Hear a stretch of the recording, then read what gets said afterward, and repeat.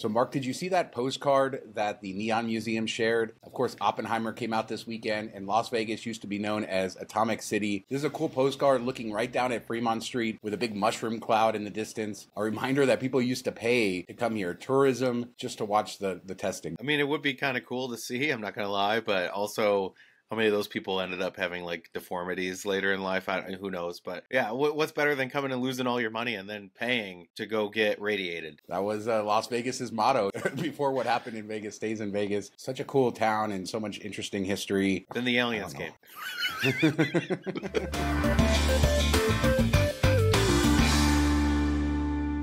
Internet was on fire this week as Whataburger announced that they are moving into Las Vegas. There's a couple interesting things here. Obviously, Las Vegas becoming the fast food mecca because we seem to be getting brands that are regional, but then they come to Las Vegas. White Castle is a great example of that, and we have so many different burger places, different chains, but Whataburger is one that people from Texas swear about. It's like the In-N-Out of Texas. They say it's better than In-N-Out. I've only eaten there once. I don't know about that, but it's coming to Waldorf Astoria. And Mark and I were just talking before the show, we think it's going to go to where that Bobby's Burgers place used to be. Another interesting thing, Mark, is it's owned by the Panda Restaurant Group. That's Panda Express, or the parent company of them. And they say we're going to have at least 4 locations in Las Vegas. Yeah, you guys definitely do have a nice, amount of a variety of fast food and everybody's favorites from different areas. Do you have Fazoli's, though? That's what I need to know. I don't think you do. We did have Fazoli's for a long time. I don't know. The one that's near my house closed, but we may still have some locations around. But if we didn't, it's because it's not good enough to survive. Too much competition here, Mark. They got to step it up. Yeah, it is not great food, but I do love the breadsticks. They just keep bringing them around, filling you up. I mean, that would be perfect at the end of like a 3 a.m. night. Just get Fazoli breadsticks, get like a basket of them. But no, and when I stayed at the Waldorf Astoria, that was one of the big gripes of the place is, they don't really have a lot of dining options there, and you have to go out and walk a little bit, and we joked that like Bobby Flay couldn't make it in that building right out front, but it would be nice to have something there, so hopefully it does. It is a weird part of the strip that you're not going to get like a ton of people in that area, so it has to be something special to pull them in, but it would be nice for everybody staying at that hotel that you don't want to have to pay $25 for a hamburger at the pool. You pay $18 out front. Yeah, and they're also building a Perry's Pizzeria and Tap House. This is a chain that's in a few states, but they have it looks like a couple dozen locations, so food and drinks obviously going good with Whataburger. So Waldorf getting some love there, and this is all part of City Center, so more stuff in that area. When will we get a Waffle House, Mark? When will we get a Waffle House? That's true. I mean, Vegas is made for a Waffle House. It blows my mind that it's not there somewhere. And they've made it to Arizona. So Waffle House, it's time, man. You see all these other brands coming in. It's time to do it. So we talked about Oppenheimer. This was a crazy weekend at the movies, right? It went viral all over the internet. Barbie versus Oppenheimer. Went to see Barbie yesterday at the Palms. And I wanted to talk about this really quick because the Brendan Theaters at the Palms is an all recliner theater, right? So it has the best recliner seats, I think, in the Valley. But what they do is really interesting. On Mondays, all day is $5 for tickets. But then Tuesdays through Thursdays, if you get a matinee before 5, it's $5. Again, these are like luxury recliner seats. But the IMAX theater there, all the premium sound options, everything is $5 during this time. So you can go see an IMAX movie. Oh, that's cool. For $5. And it's a great theater. And we went and saw the Barbie movie. We missed it. They had apparently over the weekend, they had the Barbie box you could get in, but they had taken that out, so we missed that. But it was a good time, and just a reminder, $5 movies, one of the best movie theaters in town, and the Palms is a really cool place. Why would you take the box out, as it's blowing up? You think you'd just leave it there. That doesn't make any sense. I guess Circa needed it. They probably shipped it over there. But then we left the Palms and drove by the Rio, and it's looking worse than ever. That outside, that fading with the white, whatever's happening to the paint is worse than ever. So can't wait to see the paint start going up there. And we were going to drive by the Sphere. So we're going up Spring Mountain towards the Strip from the Palms. We went up Valley View. And then, of course, Spring Mountain is completely closed at the Strip because of the F1 construction. Completely closed because the road is completely done. So you cannot cross the Strip. You can't do anything. So they're diverting people through Mirage and Treasure Island. It was crazy. Thankfully, I knew a back way out, which involved passing the apartment building that Mirage built around. Do you know the story of that? That Steve Wynn couldn't get the land for this thing. So there's this apartment building that sits right in the middle of Mirage. basically between two of the parking garages on the back of the property. Still there to this day. So it turned into a fun Vegas experience, even if we couldn't get to the Sphere. That sounds a lot like, they built the district was supposed to get built in Detroit, and there's this one house that looks terrible right in the middle, like right around Caesars Arena. You walk by it as you park and stuff, and it just looks all torn down, and the owner's been holding out to try to get paid, and they were too cheap to do it. And it's like, what are you going to hold on to? Who wants to live in an apartment in between parking garages on the backside of a casino? Like, you think they would have struck a deal at some point. It's crazy. I don't know what the end goal is there, but that house, like, take $1 million. You probably bought it for like $100K. Just take it. Like, take a reasonable markup. You don't have to hold out for billions. Well, at this point, that apartment building is buried so deep in the property, and it's not in an area where there's any like public area, right? It's between parking garages. So I don't know what you would ever build there if you bought it. So it's just there. People live there. They have ever since Mirage opened, and it's a little quirk if you're ever wanting to explore the backside of the property. And I'll show you guys some videos of that. But it was a fun time, but we didn't get over to the Sphere. I wanted to show Ellie that, but maybe next time. Construction's ramping up for Formula One again, so avoid the Strip. We're talking ugliness. I'm so glad I'm going after that's all done, and hopefully all the construction's wrapped up, at least on the Strip part, that should be all gone. So I couldn't even imagine. Like, as it gets closer and closer, it's just going to get crazier and crazier. Yeah, for sure. What's also crazy is Zoox. Have you heard of this company? I believe they're owned by Amazon, and they've been trying to build this future self-driving taxi for years, and we've had different companies test self-driving taxis with like safety drivers in Las Vegas, partly because the weather is really good, but also because Nevada has no laws really requiring like regulation for self-driving cars. Like in California, you got to get all these licensing and stuff, but Nevada apparently is just the Wild West. But Zoox is interesting. They just started testing their robotic taxis in Southwest Las Vegas near their headquarters here. And this will be their first kind of big market to expand. Right now, they're just doing employees in California and here. But did you see this? It looks like a carriage. It's a driverless car, so it's not designed to ever have a driver. The passengers face each other. This is like the first sort of next-gen, completely robotic taxi. If Bezos owns this, is Elon going to want to fight him in a cage match too? Coming out with a driverless car in Vegas before him. Let's merge these two together and put these robotaxis in tunnels, and then the world will be cured. But we will not only bring together the billionaires, but we'll actually have a solution for our problems. Yeah. I mean, it looks cool. It definitely, I think this is the future. I don't know that I would get in one at this time. It will help with, driver safety. It will help with emissions because they'll probably drive, better without revving up gas and all that stuff. So there's definitely a lot to like of it. And then also you get to hang out, have a good time in this carriage while you're riding around. So you don't care about getting stuck for F1, because you're having drinks in the back or whatever. But I just don't know, when will that be safe, for most people? I don't know. Yeah, it's going to take years, but right now it's driving 35 miles an hour. The car can go up to 75 miles an hour. But on the streets in Southwest Las Vegas, if you can figure out where their headquarters, it's within a mile of there, you should see those things on the road right now, and they're very recognizable. But I think it's interesting. It's more of a transit-oriented thing where you're facing each other. Obviously, you can get one seat and then other people will be able to book other seats, or you can book the entire thing. There's other like interactive things. There's chargers at every seat. They even said if you get the car yourself, you might be able to control the mood lighting eventually via their app. So a lot of interesting next-gen stuff. So let's see how it goes. Yeah, I just envision that there's going to be a TikTok show or something of like speed dating in it when they turn on the mood light and they pick up some random people and they try to make connections, and that I guarantee you whenever this thing goes live, that will happen. All right, I can't wait. So Sean's like, yeah, maybe not. So I'm just thinking about how this next thing, how you would Google this, and how they might have a hard time kind of dominating the Google rankings, and that's this new swingers golf coming to Mandalay Bay. This looks really cool, although I think when people Google swingers Las Vegas, something else might come up, but $52 million that they're putting there, 5 courses. It's like an old country theme. They said they're putting this in an old nightclub space, so I wonder if it's the old Rum Jungle, but this looks huge and cool, and it's nice to see at Mandalay Bay. Yeah, the first thing I saw was swingers, like the name, and then Vegas. I'm like, oh, this is going to be weird. And then you see it's at Mandalay Bay, you're like, okay, probably not what I was thinking. So it looks amazing. And I think they've tapped into something. The co-founder in the article on Forbes said, people want to do an activity or do something while they're drinking, having a good time. And I think that's why bar games are so popular, and also why table games are popular, because there's that camaraderie, everybody's getting together, hanging out and talking, chatting, and you're doing something while you're having drinks. And I think that's kind of what drives a lot of people to get into it.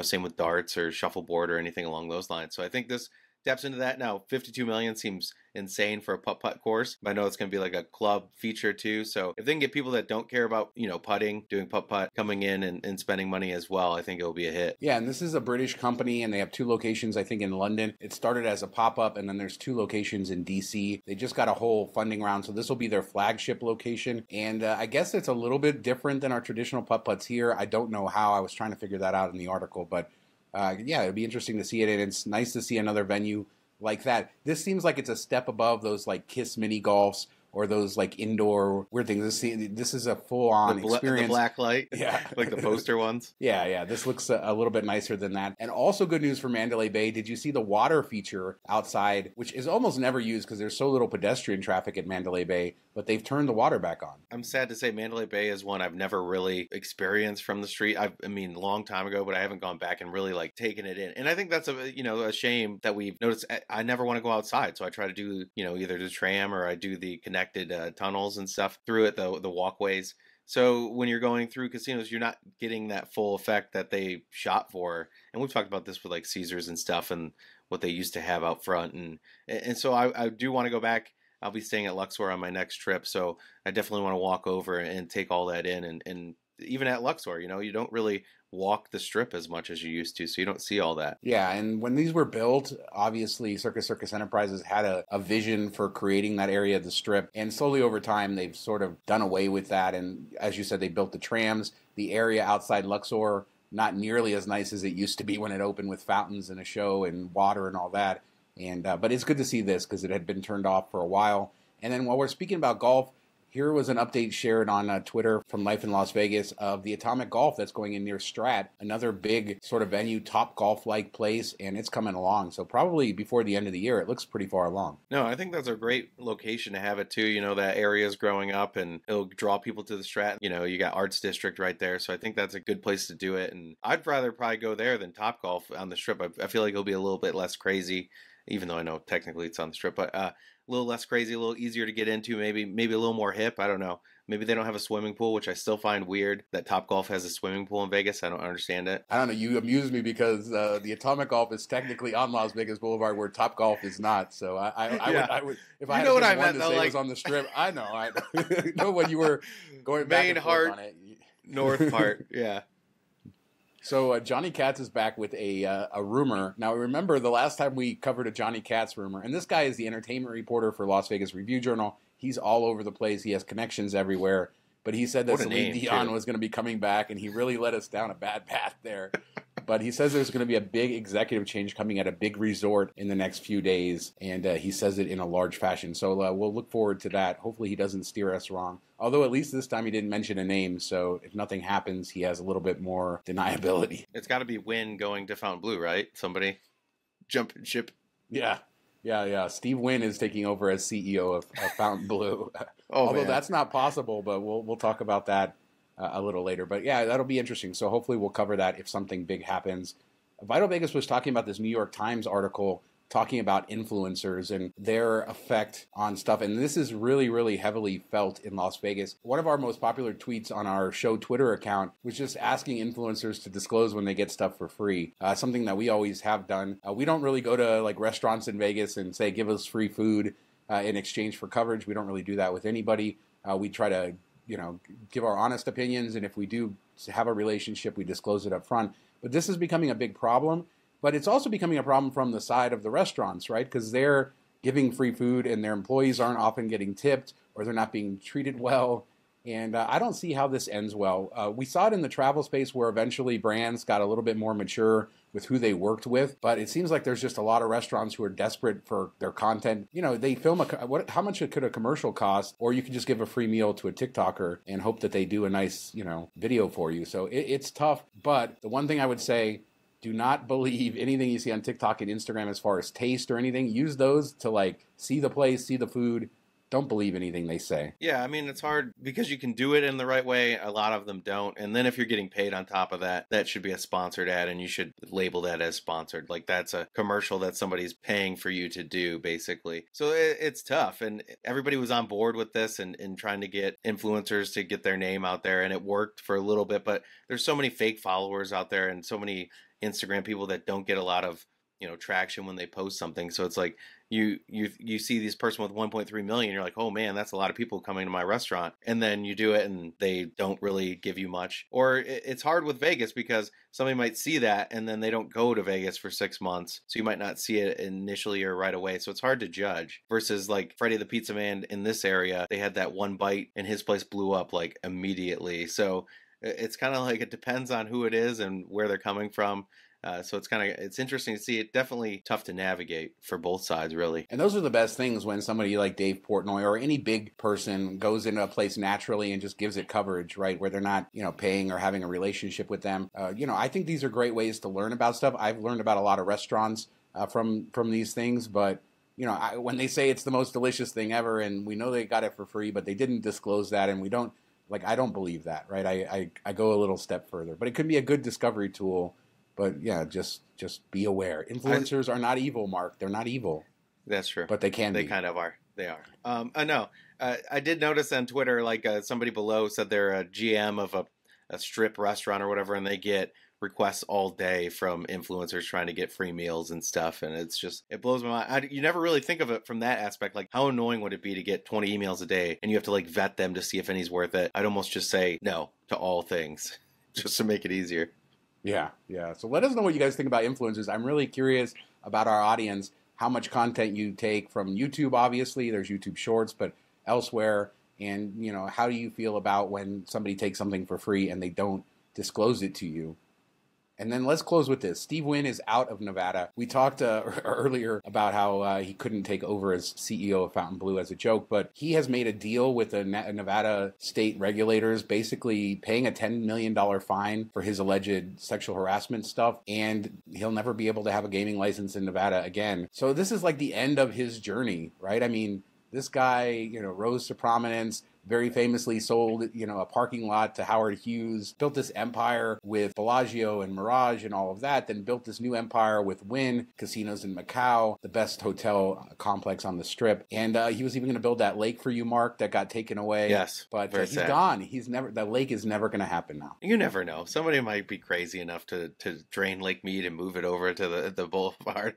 But yeah, it's kind of crazy, and it was coming. Like, you knew nobody was going to let him do anything in Vegas again. Probably anywhere. I mean, he's 81, I think, now, so there's not much he could do anyway. But, he, even though seems to be a scumbag, we'll just say, because it's, cover our butts, but he has a lot to do with Vegas and what created it, and kind of the vision you see out of it now came from Steve Wynn and building these mega resorts. And I didn't realize, I just did a little research before the show, he didn't become a billionaire until after he sold all the stuff. When Wynn went public is when he became a billionaire, so like 2004 or something, which kind of blows my mind because he owned Bellagio, he owned Mirage and all that stuff, and I know it was a public company, but you'd think it would have happened sooner. So he didn't really hit the B status until later in life, which is kind of crazy. Yeah, that was a big thing for him. He took a lot of his money, or almost all of his money, I think, when he got forced out of Mirage and put it into the Desert Inn and then building Wynn. And obviously his big payday was when that went public. I guess in Mirage he had diluted his ownership stake enough. That's what allowed Kerkorian to come in and kick him out.